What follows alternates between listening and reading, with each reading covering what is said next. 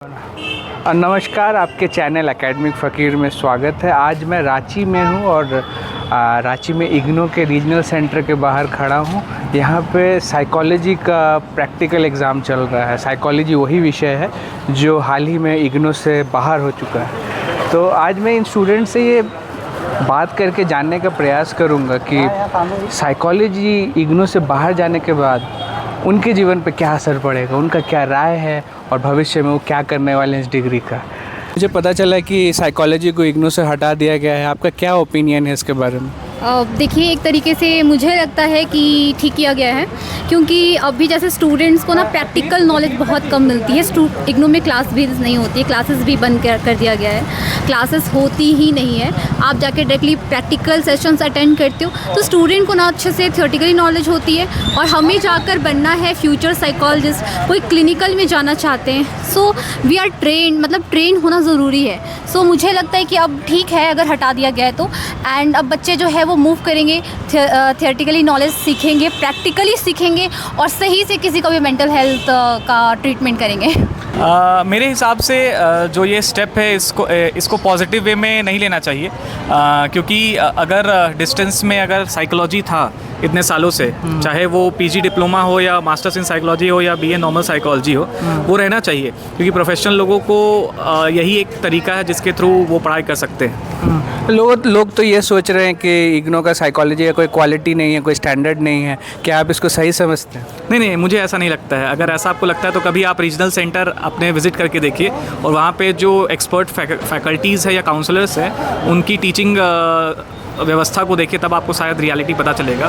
नहीं, एक तरफ तो हमें ऐसा यूनिवर्सिटीज़ देखने को मिल रहा है इंडिया में जो चाइना का रोबोट को अपना रोबोट बता देता है और उसको नैक एक्रेडिटेशन A+ मिल जाता है। दूसरी तरफ लोग साइकोलॉजी जो इग्नू से कर रहे हैं उनके स्टैंडर्ड पे कैसे सवाल उठा देते हैं? हाँ, ये बहुत सही बात है और इसका मेन वजह ये है कि प्राइवेट कॉलेज उतनी ज़्यादा स्क्रूटनी से गुजरते नहीं हैं और ईज़िली उन्हें नैक एक्रेडिटेशन मिल जाता है। बट वही अगर एक सेंट्रल ओपन यूनिवर्सिटी इग्नू जैसा अगर है और इस पर लोग काफ़ी ज़्यादा फ़ी कम होने के बावजूद अगर इस पर पढ़ाई कर रहे हैं और फैसिलिटीज़ अच्छी मिल रही है, तो ये कहीं ना कहीं गलत डिसीजन है गवर्नमेंट का, UGC का।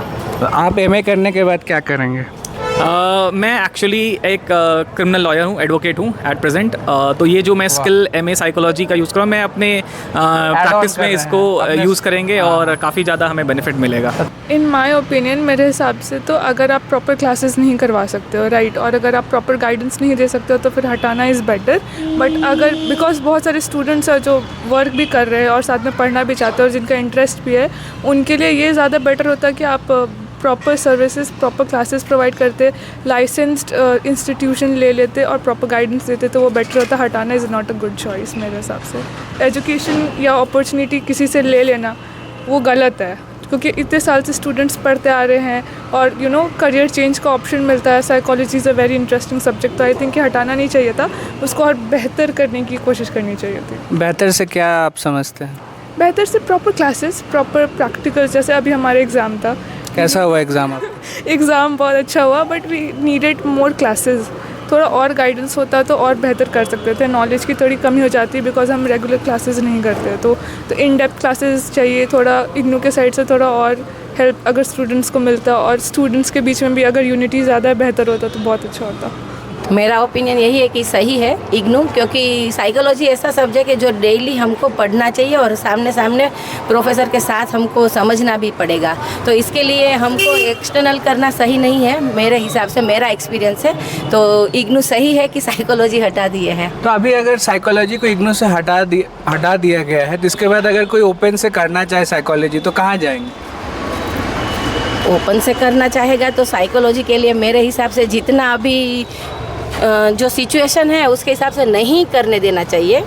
एज़ पर रूल्स गवर्नमेंट को ही करना चाहिए कि रेगुलर में करे, भले ही कोई भी लैंग्वेज में, लेकिन रेगुलर साइकोलॉजी का स्टडी होना चाहिए। जैसे कोई जॉब कर रहा है तो उसके लिए इग्नू ऑप्शन अच्छा था, लेकिन साइकोलॉजी सब्जेक्ट मेरे हिसाब से, मैं जितना एक्सपीरियंस की हूँ कि मुझे रेगुलर ही होना चाहिए। और मेरा ओपिनियन ये है कि ये सब्जेक्ट रहना चाहिए, क्योंकि ये बहुत अच्छा कोर्स है और इग्नू को ये कोर्स को हटाना नहीं चाहिए।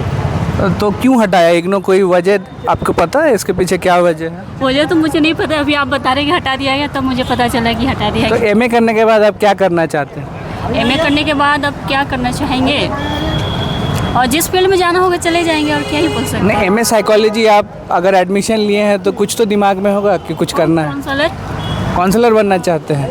नहीं, सही है। अगर इग्नू अगर क्लासेस वगैरह अच्छे से नहीं दे सकती है तो हटाना ही सही रहेगा, क्योंकि प्रैक्टिकल एक ऐसा सब्जेक्ट है जिसको बहुत ही डीपली पढ़ना पड़ता है और सब कुछ प्रैक्टिकल वगैरह है, इनके इंटर्नशिप है, वाइवा है, मतलब बार बार रिपीटिशन है। ऐसा नहीं कि आप पढ़ के एग्ज़ाम दे दिए हो गया, लेकिन बहुत ही डीप नॉलेज चाहिए। तो अगर इग्नू इसको कंफर्टेबल है कि मैं अच्छे से इसको पढ़ाऊँ और इसमें डीप में जाऊँ, अगर पार्ट बाय पार्ट अच्छे से कंप्लीट करे तब तो ठीक है, कंटिन्यू किया जा सकता है। लेकिन अगर ऐसे रहेगा कि बस एग्ज़ाम आदमी पढ़ के दे दे तो फिर ये सही नहीं है।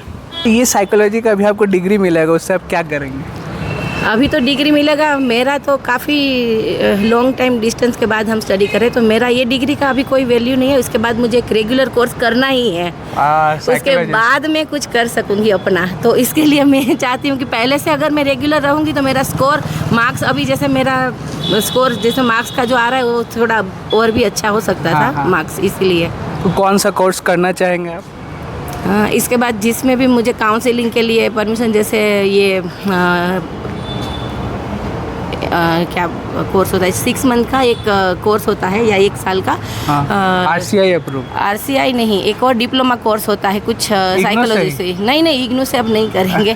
इग्नू से करने से मुझे जॉब नहीं मिलेगा, मुझे करना है तो मुझे रेगुलर में ही जाना पड़ेगा। एमए करके मुझे रेगुलर कोर्स एक एनी हाउ साइकोलॉजी का करना है, तभी मुझे जॉब मिलेगा, ऐसा मुझे अभी सुनने में आया है। सुनने में आया बहुत सारा वीडियोस देखने के बाद। तो अभी मैं ये फील कर रही हूँ कि मुझे रेगुलर करती तो बेटर होता, मेरा टाइम और मेरा जो भी स्टडी है वो वेस्ट। तो ये तो मतलब इग्नू में जो आपने टाइम और पैसा और एनर्जी लगाया सब बेकार हो गया? बेकार नहीं है, जैसे अभी मेरे लिए वरदान है, क्योंकि अभी मैं नहीं कर पाऊँगी तो अभी थोड़ा टाइम के लिए, लेकिन अच्छे से करना है, सीरियसली स्टडी करना है तो रेगुलर बेटर है।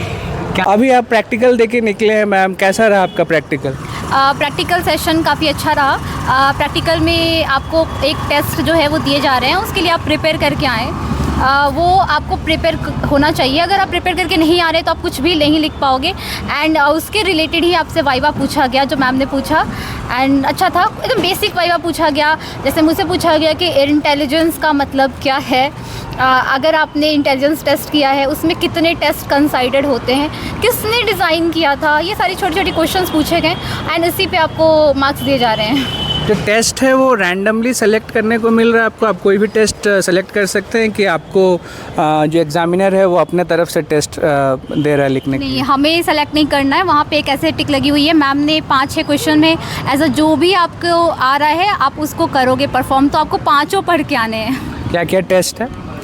जैसे हमारे पे करवाई गई है, मेमोरी एक्सपेरिमेंट करवाई गई है, भाटिया इंटेलिजेंस टेस्ट हो गई है, प्रॉब्लम बिहेवियर चेकलिस्ट है, फैमिली पैथोलॉजी है एंड 16 PF टेस्ट है। इतना सारा चीज़ तो इग्नू सिखा रहा है, फिर भी बोल रहे हैं कि इग्नू आपको साइकोलॉजी नहीं सिखाता है। सिर्फ टेस्ट सीखने से मुझे नहीं लगता है कि आप एज अ मान के चलो आप काउंसलिंग साइकोलॉजिस्ट बनते हो। काउंसलिंग में आपको काउंसलिंग के अप्रोचेस ही नहीं पता है, ये सारी चीज़ें क्लासेस तो होंगी नहीं, ऑफ कोर्स नहीं होंगी। काउंसलिंग के अप्रोचेस नहीं पता है, 1 मंथ में मुझे नहीं लगता कि कोई भी स्टूडेंट ट्रेन अच्छे से हो पाता है और आप उसको एज अ किसी और के लिए मेंटल हेल्थ में प्रैक्टिस कर सकते हो। तो इसीलिए मुझे लगा, मैंने भी किया है, बट मुझे भी लगता है कि मैंने काफ़ी बाहर से भी स्किल्स सीखे हैं।